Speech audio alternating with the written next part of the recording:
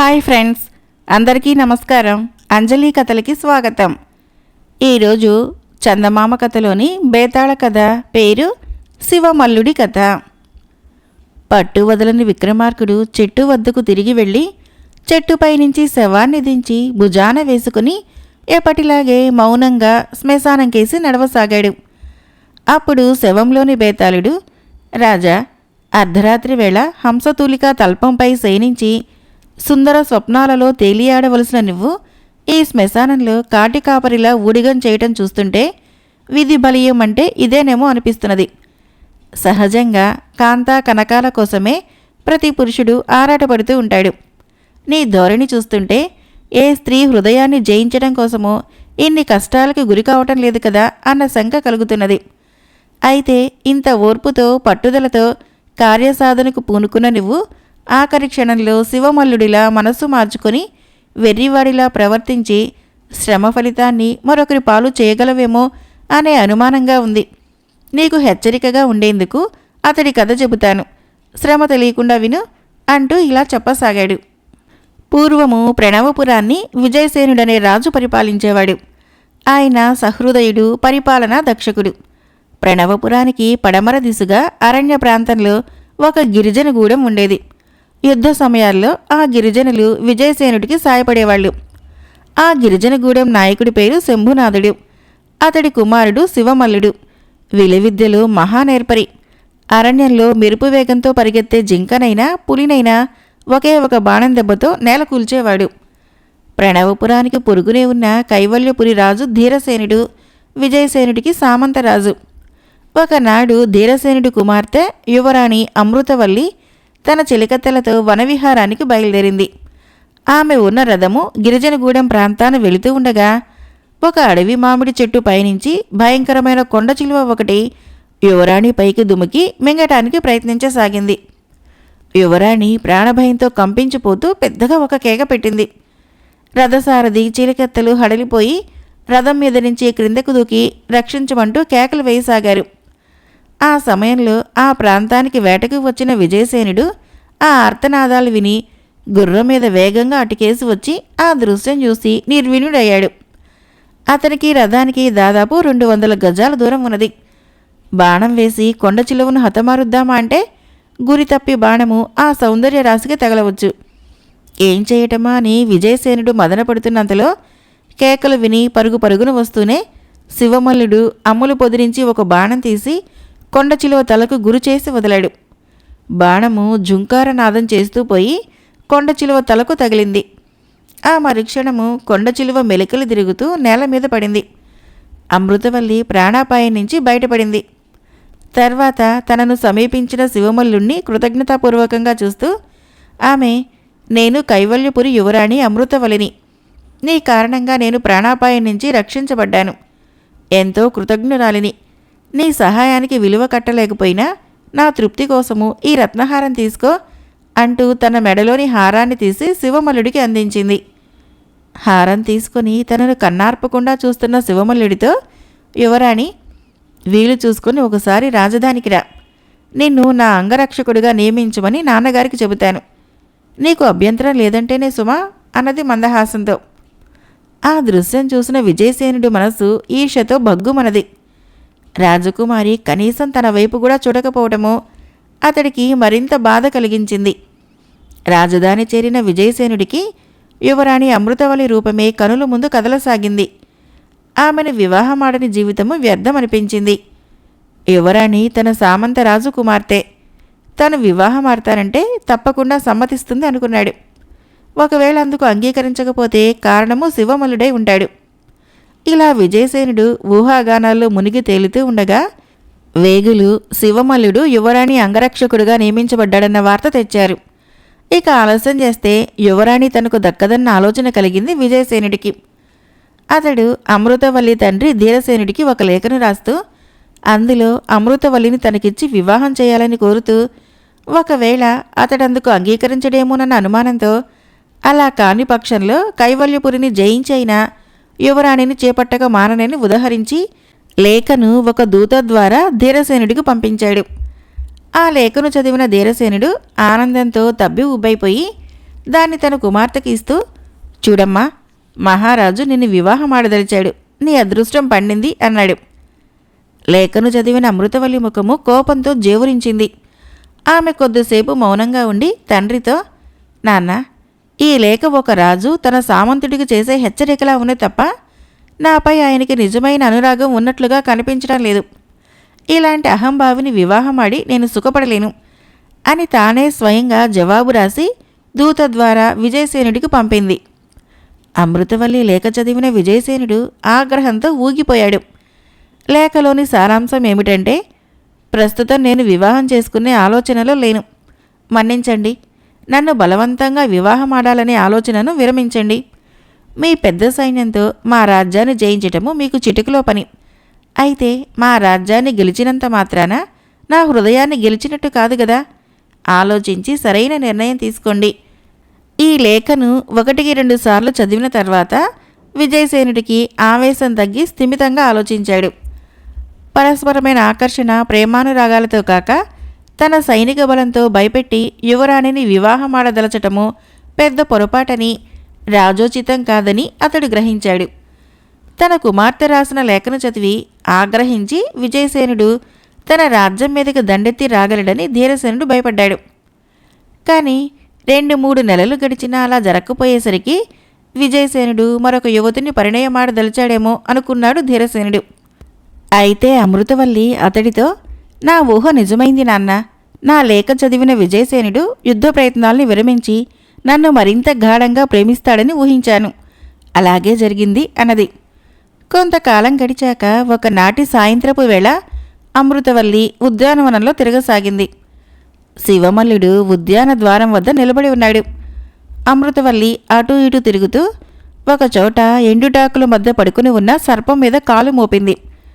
వెంటనే సర్పము కసిగా ఆమె పాదం మీద కాటు వేసింది. అమ్మా అంటూ ఆర్తనాదం చేసి అమృతవల్లి కుప్పగూలిపోయింది. వెంటనే శివమల్లుడు మెరుపు వేగంతో అక్కడికి వచ్చి పక్కన ఉన్న పూపొదల్లోకి జరజరా పాకిపోతున్న రక్తవర్ణ సర్పాన్ని 2 తుండేలుగా నరికేశాడు. వార్త విని రాజు, రాణి, చిలికెత్తులు అక్కడికి వచ్చారు. శివమల్లుడు అప్పటికే రాజవైద్యుడిని వెంటబెట్టుకుని వచ్చాడు.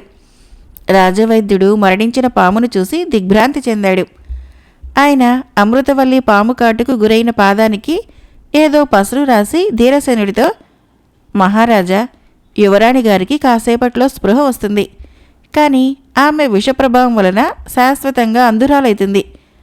ఆమెను కాటువేసింది మామూలు సర్పం కాదు, రక్తబీజమనే మహాసర్పము. ఇక్కడికి ఈశాన్య దిశలో 50 ఆమడల దూరానికి గల రక్త పిపాసి కొండల్లో మాత్రమే ఈ సర్పాలు నివసిస్తాయని విన్నాను. అటువంటి అరుదైన సర్పము మన ఉద్యానవనంలో ప్రత్యక్షం కావటము యువరాణి వారి దురదృష్టము అన్నాడు. ఇంతలో స్పృహలోకి వచ్చిన యువరాణి కళ్ళు నులుముకొని చూస్తూ, శివమల్ల, నాకేమీ కనిపించడం లేదు, నేను అందురాలనైపోయాను అన్నది గద్గద స్వరంతో. శివమల్లుడు ఏమని బదివివ్వాలో తెలియక దోషిలా తలదించుకున్నాడు. రాణి కుమార్తెను అక్కున చేర్చుకొని బావురుమంటున్నది. రాజు దుఃఖాన్ని దిగమింగుకుంటూ, వైద్యశేఖర, యువరానికి చూపు వచ్చే మార్గం లేదా అన్నాడు. రాజవైద్యుడు గొంతు సవరించుకొని, రక్తబీజ సర్పం కాటుకు గురైన వారికి పోయిన దృష్టి రావాలంటే ఒకే ఒక మార్గం ఆయుర్వేద గ్రంథంలో తెలపబడింది. సర్పగంధి పుష్పాన్ని కళ్ళకు తాకించాలి అన్నాడు. మరి ఎందుకింత ఆలస్యము? వెంటనే ఆ పనేదో చేయండి అన్నాడు రాజు ఎంతో ఆతృతగా.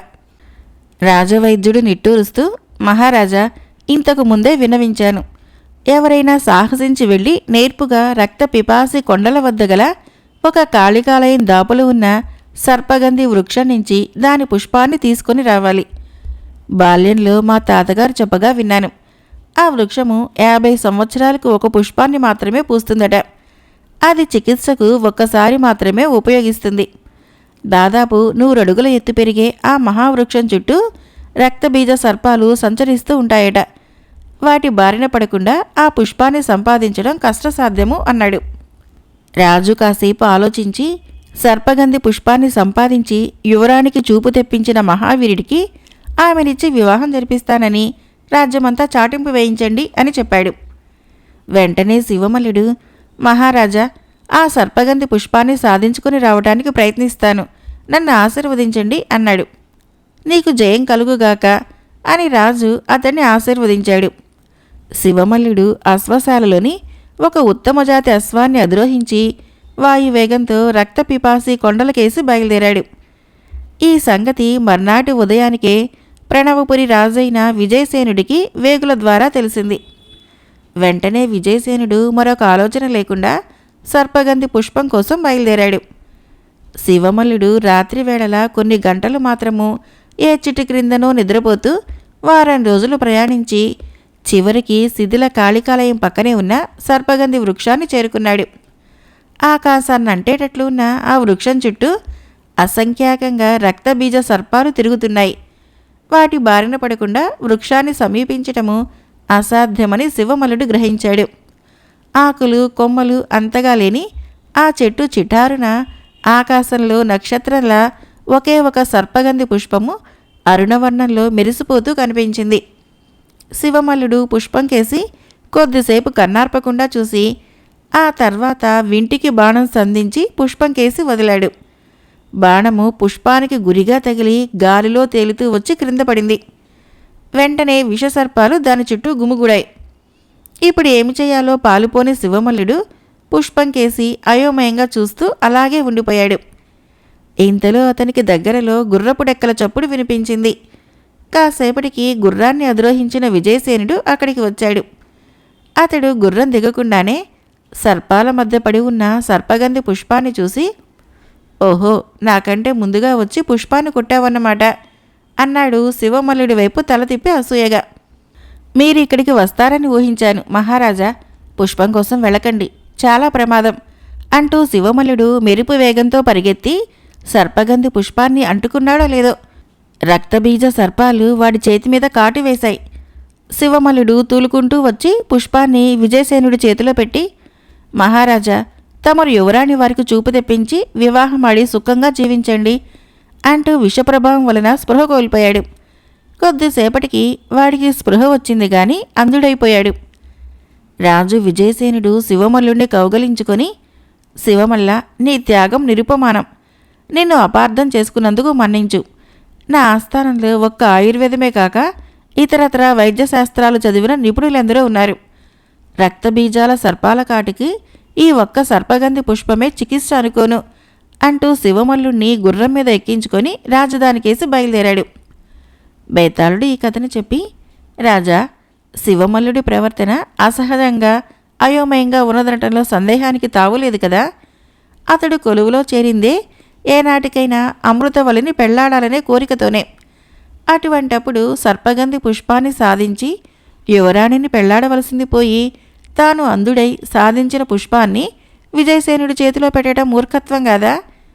విజయసేనుడు వచ్చినదాకా శివమల్లుడు పుష్పాన్ని పాముల మధ్య నుంచి తీసుకురావటానికి ఎందుకు ప్రయత్నించలేదో అర్థం కాదు. విజయసేనుణ్ణి పుష్పం కోసం వెళ్ళవద్దని వారించడమో శివమల్లుడి సంకుచిత మనస్తత్వానికి నిదర్శనంలా కనబడుతున్నది. అటువంటి వాణ్ణి విజయసేనుడు త్యాగధనుడుగా శ్లాఘించడం విడ్డూరం కాదా? ఇక విజయసేనుడి సంగతికొస్తే అతడు తొలుత యువరాణిని బలవంతంగానైనా వివాహమాడదలిచినా ఆమె లేఖ చదివాక ఆ ప్రయత్నం మానటం వింతగా లేదా? దీనిని బట్టి విజయసేనుడికి యువరాణిపై ప్రేమ నశించినట్లే కదా. మరి అదే నిజమైతే సర్పగంధి పుష్పం కోసము అతడు ప్రయత్నించడం దేనికి? శివమల్లుడిపై ఈర్ష్యతో అనుకోవచ్చినా ఈ సందేహాలకి సమాధానాలు తెలిసి కూడా చెప్పలేకపోయావో నీ తల పగిలిపోతుంది అన్నాడు. దానికి విక్రమార్కుడు, శివమల్లుడు కొలువులో చేరింది యువరాణిని పరిణయమాడాలనే ఉద్దేశంతో అనుకోవటము అర్ధరహితం. అలాగే అమృతవల్లి కూడా శివమల్లుణ్ణి ప్రేమించలేదు. కేవలము అతడి విలువిద్యా నైపుణ్యాన్ని మాత్రమే అభిమానించింది. ఆమె ఆత్మాభిమానం గల యువతి. అధికార దర్పం చూపి తనని వివాహమాడాలనుకున్న విజయసేనుడి లేఖకు ధీటుగా జవాబిచ్చి అతడి కళ్ళు తెరిపించింది. అతడికి అమృతవల్లిపైన గల ప్రేమ చెక్కు చెదరలేదనటానికి సాక్ష్యము సర్పగంధి పుష్పం కోసం బయలుదేరటమే. శివమల్లుడు సర్పగంధి పుష్పాన్ని బాణంతో కొట్టిన తర్వాత సర్పాల మధ్య పడి ఉన్న పుష్పాన్ని పాము కాటు తినకుండా తీసుకురావటం అసాధ్యమని గ్రహించాడు. తాను పాము కాటుకు గురై అంధుడైపోతే పుష్పాన్ని యువరానికి చేర్చేదెవరు? ఆ గ్రహింపు ఉండటం వలనే విజయసేనుడు కంటపడిందాకా పుష్పాన్ని తెచ్చే ప్రయత్నాన్ని చేయలేదు. విజయసేనుడు విషసర్పాల దాడికి గురి కాకూడదని అతన్ని పుష్పం కోసం వెళ్ళవద్దని వారించాడు. విధి నిర్వహణలో శివమల్లుడి వజ్ర సంకల్పాన్ని, త్యాగనిరతిని అర్థం చేసుకున్న విజయసేనుడు ముందు అతన్ని అపార్థం చేసుకున్నందుకు పశ్చాత్తాపపడి శివమల్లుణ్ణి శ్లాఘించటం సముచితమే అన్నాడు. రాజుకు ఈ విధంగా మౌనభంగం కలగగానే బేతాళుడు శవంతో సహా మాయమై తిరిగి చెట్టెక్కాడు. ఈ కథకు ఆధారము రాఘవరాజు పట్టాభిరామరాజు గారి రచన. మరొక కథ పేరు వరప్రసాదులు. ఈ కథను రచించిన వారు జె. ఉదయనాగ శిరీష గారు. కామనగరవు అనే గ్రామంలో కామశాస్త్రి అనే పురోహితుడుండేవాడు. ఆయనకు 2 కుమార్తెలు. అయినా పున్నామ నరకం దాటించేందుకు మగపిల్లవాడు లేదని బాధపడుతూ ఉండేవాడు. ఇలా ఉండగా కోదాడ అనే గ్రామం నుంచి కామనగరవు గ్రామంలో ఎవరింట్లోనో పెళ్లి చేయించడానికి వచ్చిన చిట్టిపంతులు అనే పురోహితుడు కామశాస్త్రి ఇంట్లో బస చేశాడు. కామశాస్త్రి తనకు మగ సంతానం లేని సంగతి ఆయనకు చెప్పుకొని బాధపడ్డాడు. అప్పుడు చిట్టిపంతులు, మా గ్రామంలో నాంచారమ్మ అనే గ్రామదేవత ఉన్నది. జాతర సమయంలో గరగ నెత్తిన పెట్టుకుని గుడి ముందు ఏర్పాటు చేసిన అగ్నిగుండం తొక్కుతూ మనసులో ఏ సంతానం కావాలని కోరుకున్నా కలుగుతారు. విశేషమేమిటంటే జాతి భేదాలు లేకుండా నిజమైన భక్తితో ముందు గుడి పూజారి అనుమతి మాత్రము పొందాలి. గోకులాష్టమి వెళ్ళి దశమి నాడు మా కోదాడ గ్రామంలో నాంచారమ్మ జాతర జరుగుతుంది. నేను కూడా 2 ఆడపిల్లలు పుట్టిన తర్వాత మగపిల్లవాడి కోసము నిప్పులు గుండం తొక్కాను అన్నాడు.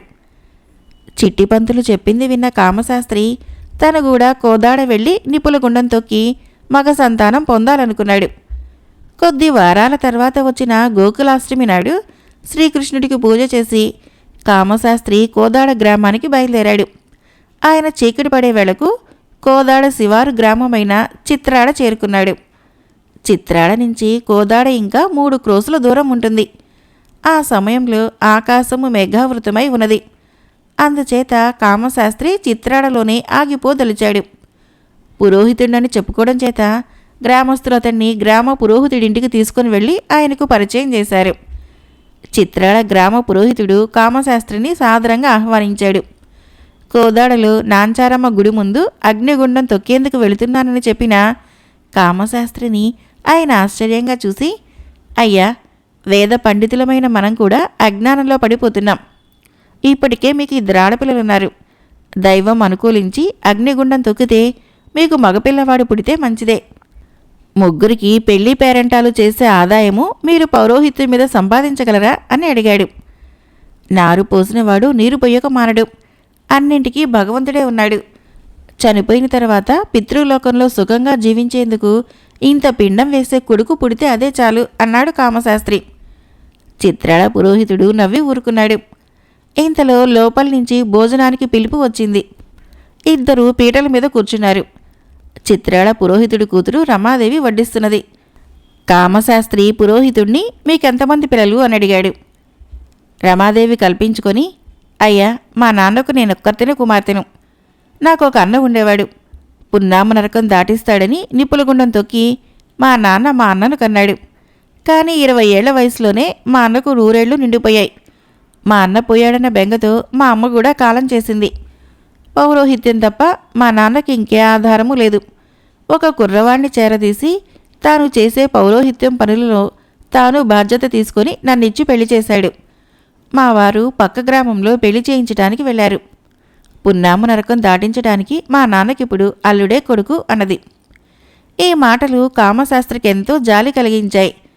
ఆయన తనకు భోజనం పెట్టి ఆదరించిన వారికి సంతోషం కలిగేలా మాట్లాడాలనుకున్నాడు. ఆయన రమాదేవితో, అమ్మా, మౌనంగా భోజనం చేయమని శాస్త్రం చెబుతున్నది. అయినా ఈ సమయంలో 2 మాటలు మాట్లాడతాను. ఆడపిల్లైనా మగపిల్లవాడైనా సృష్టిలో సమానమైన తెలివిగలవారే. అంతెందుకు, మేము పూజించే గాయత్రి స్త్రీ, చదివే చదువులకు మూలరూపమైన సరస్వతి స్త్రీ అనే మాట మేము మర్చిపోలేదు. సంపద దేవత కూడా స్త్రీయే. ఏదో తరతరాల నమ్మకాన్ని బట్టి మగపిల్లవాడంటూ పాకులాడతాం. ఆడపిల్లలైనా మగపిల్లలైనా సమానంగా చదివించుకోవచ్చు. ఈసారి గనక నాకు అగ్నిగుండం తొక్కిన ఆడపిల్ల పుడితే దాన్ని మగరాయుడిలాగే పెంచి ఆడపిల్లలు మగవాళ్లకు తీసిపోరని నిరూపిస్తాను. పరబ్రహ్మ స్వరూపమైన ఈ అన్నం పట్టుకుని ప్రమాణం చేస్తున్నాను అన్నాడు. మీకు మగపిల్లవాడు తప్పకుండా పుడతాడు. ఆడపిల్ల కొడుకులతో సమానమై మగపిల్లలు లేని లోటు తీర్చగలదని లోకంలో విశ్వసించగలిగే రోజు రావాలని నేను కోరుకుంటున్నాను. అంతే అన్నది రమాదేవి. మరునాడు తెల్లవారగానే కామశాస్త్రి కోదాడ వెళ్ళి చిట్టిపంతుల సహకారంతో నాంచారమ్మ గుడి పూజారిని కలుసుకొని నిప్పుల గుండం తొక్కి తన గ్రామానికి తిరిగి వచ్చాడు. ఆడపిల్ల పుడితే మగపిల్లవాడితో సమానంగా పెంచుతానని అన్నం పట్టుకొని ప్రమాణం చేసిన కారణమో లేక కాకతాళీయమో తెలీదు. కామశాస్త్రికి నిప్పుల గుండం తొక్కిన ఏడాది లోపున మగపిల్లవానితో పాటు ఒక ఆడపిల్ల కూడా పుట్టి కవల సోదర సోదరుల్లాగా గ్రామంలో ప్రచారమయ్యారు. మరొక వింత సంగతి ఏమిటంటే ఆ అన్నా చెల్లెళ్ళు రూపులోనే కాదు, అలవాట్లలో కూడా ఒకే విధంగా ఉండి అందరినీ ఆశ్చర్యపరిచేవాళ్ళు. కామశాస్త్రి చిత్రాలలో భోజనాల దగ్గర తానన్న మాటలు గుర్తుకు తెచ్చుకొని, నాంచారమ్మ తల్లి, పుత్రుడితో పాటు పుత్రికను కూడా ప్రసాదించావు. వరపుత్రుణ్ణి పెంచినట్లే వరపుత్రికను కూడా మగపిల్లవాడిలా పెంచుతాను అని వాళ్లకు శివ, రమ అనే పేర్లు పెట్టుకున్నాడు. ఎందరూ కాదన్న కామశాస్త్రి శివ, రమలను సమానంగా చదివించాడు. శివ, రమలు ఒకరినొకరు మించి పోటీపడి శాస్త్ర పండితులయ్యారు. వాళ్ళు పుట్టిన వేళ విశేషమేమిటో గాని కామశాస్త్రికి సిరి ఎత్తుకుంది. జమీందారు ఆస్థాన పురోహితుడి కొడుక్కి తన కుమార్తెలలో ఒక ఆమెనిచ్చి వివాహం చేయటంతో ఆయన స్థితిగతులు పూర్తిగా మారిపోయాయి. రెండవ కుమార్తెకు కూడా సులభంగా పెళ్లి చేశాడు. ఇప్పుడు శివారమ యుక్త వయసులో ఉన్నారు. వాళ్ళిద్దరికీ కూడా మంచి సంబంధాలు చేయాలనుకుంటున్నాడు కామశాస్త్రి. అయితే శివారమలు తమ పాండిత్యంతో నలుగురిని ఆకట్టుకుంటూ కవల జంట కవులుగా ప్రచారం అవ్వసాగారు. ఆసువుగా పద్యాలు చెప్పి వాళ్ళు జమీందారు ముప్పు పొందిన కవులను కూడా ఆశ్చర్యపరచసాగారు. వాళ్ళని గురించి అందరూ చెప్పుకోవటం విని జమీందారు వాళ్ళని తన ఆస్థానానికి పిలిపించాడు. వాళ్ళు ఆసువుగా చెప్పే పద్యాలు విని చమత్కారంగా మాట్లాడి అందరి చేత ఓహో అనిపించుకున్నారు. అయితే జమీందారు ఆస్థానంలో ఉన్న ఒక సంస్కృత కవి జమీందారుతో, ప్రభు, వీళ్ళు నిజంగా పండితులే అయితే మీరు తప్పకుండా ఆదరించవచ్చు. వీళ్ళ సంస్కృత పాండిత్యం ఏపాటిదో పరీక్షించే అవకాశం నాకివ్వండి. మార, నర, పూర, జార, పర, హార అనే పదాలతో పద్యం చెప్పమనండి. అంతేకాని దుస్సంగాత్ మహాతాంకిం భవతి అంటే చెడ్డవారితో కలయటం వలన మా వంటి మహాకవులకు మేలేం కలుగుతుంది అంటూ గర్వంగా మాట్లాడాడు. వెంటనే రమాశివ, అయ్యా, మేం మీతో సరితూగలేం. వరప్రసాదులమైన మేము స్త్రీ పురుషులిద్దరూ సమాన శక్తివంతులే అని చాటి చెప్పడానికి కవిత్వం చెబుతున్నాము తప్ప ఎవరితోనూ పోటీ పడదలచలేదు. మీకు నమస్కారం చెప్పి మేం చెప్పే సమాధానము మాన పూజ పహార అని మాత్రమే అన్నారు. సంస్కృత కవి సిగ్గుతో తలదించుకొని జమీందారుతో, మాన అంటే గౌరవము, పూజ అంటే సత్కారము, అపహార అంటే తపము అని అర్థము. చెడ్డవారితో కలయటం వలన మహాకవులకి గౌరవము, పూజ, సత్కారము లోపిస్తాయని నేనడిగిన మార, నర, పూర, జార, పర, హార పదాలలోని మొదటి అక్షరాలతో మాన పూజ పహార అని సంస్కృతంలో సమాధానం చెప్పి గౌరవము, పూజ, సత్కారము మనలో ఎవరికి కలగాలో ఆలోచించుకోండి అని అన్న ఈ చిన్నారులు నిజంగా మహాకవులే అని అభినందించాడు. జమీందారు పరమానందం చెంది శివారమలని ఘనంగా సత్కరించి ఆస్థానంలో స్థానమిచ్చి గౌరవించాడు. మరొక కథ పేరు పంచుకుంటే సంతోషం. ఈ కథను రచించిన వారు జొన్నలగడ్డ రామలక్ష్మి గారు. సూరయ్య పని మీద పట్నం బయలుదేరాడు. దారిలో తినటానికి భార్య అతనికి 3 రొట్టెలు ఇచ్చింది.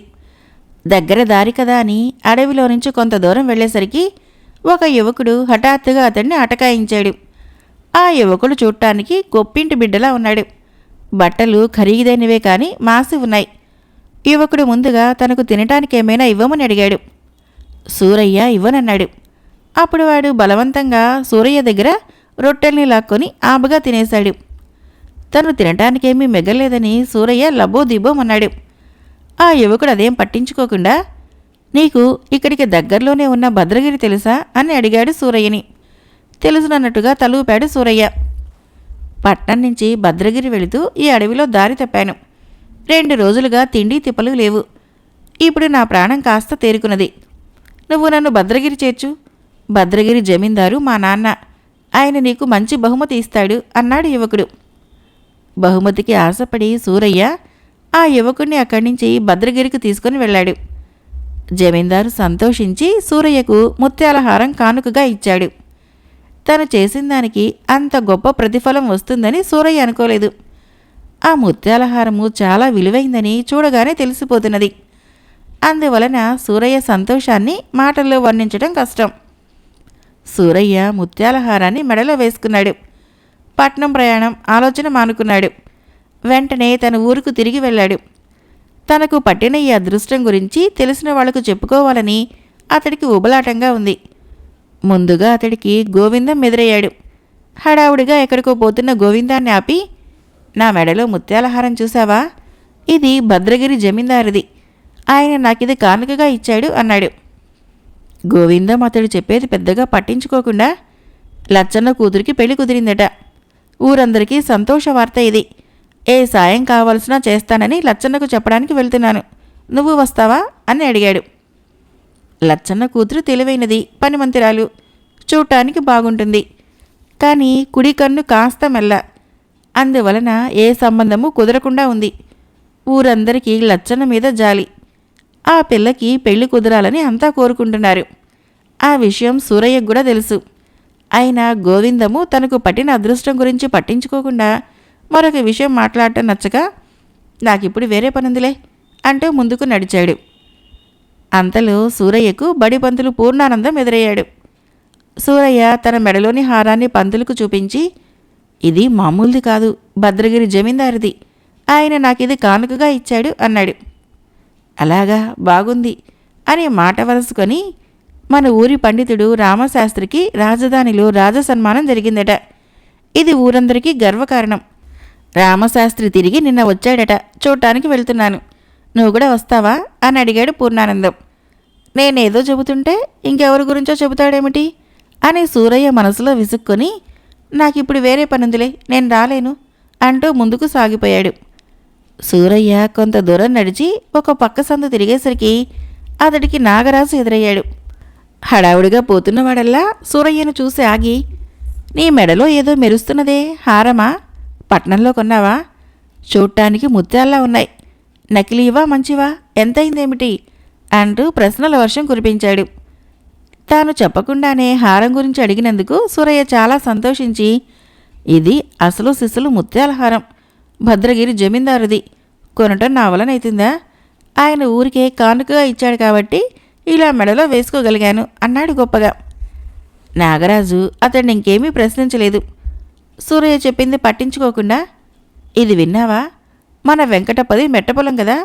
2 ఏళ్లుగా వానలు లేక పంటలు లేవు కదా. నిన్ననే బావిలోకి నీళ్లు పడ్డాయట. వెంకప్ప కష్టాల నుంచి బయటపడ్డాడని అందరూ సంతోషిస్తున్నారు. ఒకసారి పలకరించి వద్దామనుకుని బయలుదేరుతున్నాను. నువ్వు నాతో వస్తావా అన్నాడు. సూరయ్యకు చాలా ఉక్రోషం వచ్చింది. ఒక్కరూ తన అదృష్టాన్ని పొగడటం లేదు. జమీందారు నీకు ఆ హారాన్ని ఎందుకు ఇచ్చాడని అడగటం లేదు. అలాగే ఎదురైన మరిద్దరిని దాటుకొని మరింత విసుగుతో ఇల్లు చేరాడు సూరయ్య. భార్య అతని మెడలోని హారం చూసి వివరాలు అడిగి తెలుసుకుని, ఎంత అదృష్టమో, ఎన్నాళ్ళ నుంచో ముత్యాల హారం చేయించుకుందాం అనుకుంటున్నాను, అది ఇలా వచ్చింది అంటూ సంతోషించింది. ఈ హారము మగాళ్ళది, జమీందారు తన మెడలో నుంచి తీసిచ్చాడు అన్నాడు సూరయ్య వెంటనే. సూరయ్య భార్య నవ్వి, హారాలు మగవాళ్ళకి ఆడవాళ్ళకి అంటూ వేరువేరుగా ఉండవు. కలిగిన వాళ్ళు మగవాళ్ళు వేసుకుంటారు. మన బోటి అంతగా లేని వాళ్ళింట్లో మగవాళ్ళు వేసుకోరు, ఆడవాళ్లే వేసుకుంటారు అన్నది. అయినా ఇది నా గొప్పతనానికి కానుకగా జమీందారు నుంచి వచ్చింది కాబట్టి నా మెడలోనే వేసుకుంటాను అన్నాడు సూరయ్య మొండిగా. ఏందయ్యా నీ గొప్పతనం? అడిగిన మనిషికి రొట్టెలైనా పెట్టావా? వాడు బలవంతంగా లాక్కొని తినేస్తే చేతగాని వాడిలా ఏడ్చావు. జమీందారు బిడ్డని తెలిసి ఏదైనా కానుక ఇవ్వకపోతాడని ఆశపడి వాడిని ఇంటికి చేర్చావు. అంతా అదృష్టమే తప్ప నీ గొప్పతనమేముంది? అసలు నేను రొట్టెలు చేసి ఇవ్వకపోతే ఆ జమీందారు బిడ్డకు నీతో మాట్లాడే ఓపికే వచ్చేది కాదు. నిజానికి నీ అదృష్టం అంతా నా వలనే. ఆ విషయం నా జాతకంలో కూడా రాసి ఉన్నది అన్నది సూరయ్య భార్య. అందరికందరే, ఊళ్ళో వాళ్ళకి అనుకుంటే కట్టుకున్న పెళ్ళానికి కూడా నేనంటే అసూయే అన్నాడు సూరయ్య విసుగ్గా. ఊళ్ళో వాళ్ళకి నువ్వంటే అసూయ ఎందుకు? నీలో ఏ గొప్ప గుణం ఉందని వాళ్ళు అసూయ పడతారు అన్నది సూరయ్య భార్య నిలదీస్తూ. అప్పుడు సూరయ్య తన ఊళ్ళో అడుగుపెట్టినప్పటి నుంచి తనకైన అనుభవాలన్నీ చెప్పి, ఒకరా ఇద్దరా, మొత్తం 5గురు, ఒక్కరంటే ఒక్కరు కూడా నా అదృష్టాన్ని పొగడలేదు. నీకు ఈ హారం ఎలా వచ్చింది అని అడగలేదు. అదంతా అసూయ కాకపోతే మరేమిటి అన్నాడు. అది అసూయ ఎందుకైతుంది? నువ్వెప్పుడైనా ఊళ్ళో ఎవరికైనా మంచి జరిగితే కుతూహలం చూపించావా? ఒక మంచి మాట అన్నావా? వాళ్ళ సంతోషంలో పాలు పంచుకున్నావా? అదేం లేకుండా నిన్ను చూసి మాత్రము సంతోషించమంటే సంతోషిస్తారా? సంతోషానికి కూడా ఇచ్చిపుచ్చుకోవటాలుంటాయి అన్నది సూరయ్య భార్య. ఆమె అలాగనేసరికి సూరయ్య నిశ్చేష్టుడై తన గురించి ఆలోచించుకోసాగాడు. అంతలోనే అతడి భార్య అందుకొని, నీకెదురైన ప్రతి ఒక్కరూ ఇతరుల మంచి గురించో లాభం గురించో మాట్లాడారు. నీకు మాత్రము నీ గురించి తప్ప ఇంకొక ఆలోచన లేదు. ఇన్నేళ్ల సంసారంలో నాకు ఒక్కగానొక్క నగైనా చేయించావా? అయాచితంగా నగ వస్తే కూడా మగవాడివైనా సరే నువ్వే వేసుకుందాం అనుకుంటున్నావు. ముచ్చటగా పెళ్ళానికిద్దామన్న ఆలోచనే లేదు నీకు. ఉత్త స్వార్థపరుడివి అంటూ ఈసడించింది. ఏమనుకున్నాడో ఏమో సూరయ్య వెంటనే తన మెడలోని హారం తీసి భార్యకిచ్చి, ఇది నేనేం చేసుకుంటానే, దీనిని నీకే ఇద్దామనుకున్నాను. కాసేపు నాటకం ఆడితే ఈలోగా నువ్వు తేలిపోయి నన్ను మాట్లాడినావు అన్నాడు. అతడి భార్య వెంటనే హారాన్ని మెడలో వేసుకుని చటుక్కున వంగి అతన్ని 2 పాదాలని చేత్తో తాకి దండం పెట్టి, నా బుద్ధి చిన్నది అందుకే అలా మాట్లాడాను. నీ బుద్ధి దొడ్డది అందుకే భద్రగిరి జమీందారంతటివాడు సన్మానించాడు. మాటలన్న నాకు కూడా కానుకలిచ్చేంత గొప్పవాడివి. ఇంత విశాల హృదయమున నువ్వు నా మగడివి కావాలని ఎన్ని జన్మలు పూజలు చేసి ఉంటానో అన్నది. ఈ మాటలు వినగానే సూరయ్యకు కలిగిన ఆశ్చర్యము అంతా ఇంతా కాదు. అయితే భార్య అంతలోనే తననంతగా పొగిడినందుకు అతడికి ఎంతో సంతోషం కలిగింది. సూరయ్య వెంటనే ఇల్లు విడిచి ముందుగా లచ్చన్న ఇంటికి వెళ్ళాడు. కూతురికి పెళ్లి కుదిరినందుకు సంతోషమని తను చేయగలిగిన సాయం చేస్తానని మాట ఇచ్చాడు. అక్కడి నుంచి రామశాస్త్రి ఇంటికి వెళ్ళి ఆయనకు జరిగిన రాజసన్మానం వివరాలన్నీ తెలుసుకున్నాడు. ఆ తర్వాత వెంకప్ప మెట్ట పొలానికి వెళ్ళి ఊటబావిని చూసి ఎంతో సంతోషించి అందులోని నీళ్లు కాసిని తాగి వాటి రుచిని కూడా ఎంతో మెచ్చుకున్నాడు. ఈ విధంగా అన్ని ఇళ్ళు తిరిగి ఇల్లు చేరాక సూరయ్యకు ఎంతో సంతోషంగా ఉన్నది. ఆ రాత్రి అతడికి హాయిగా నిద్ర పట్టింది. మర్నాడు నిద్ర లేచేసరికి అతడింటి ముందు ఊరి జనమంతా ఉన్నారు. భద్రగిరి జమీందారు ముత్యాల హారాన్నిచ్చిన వివరాలన్నీ సూరయ్యని అడిగి తెలుసుకోవాలని, ఆ హారాన్ని స్వయంగా చూడాలని వాళ్ళంతా వచ్చారు. కథ అయిపోయింది. ఫ్రెండ్స్, నా కథలు నచ్చినట్లయితే మన ఛానల్ని తప్పకుండా సబ్స్క్రైబ్ చేయండి, లైక్ చేయండి, షేర్ చేయండి, కామెంట్ చేయండి. Thank you.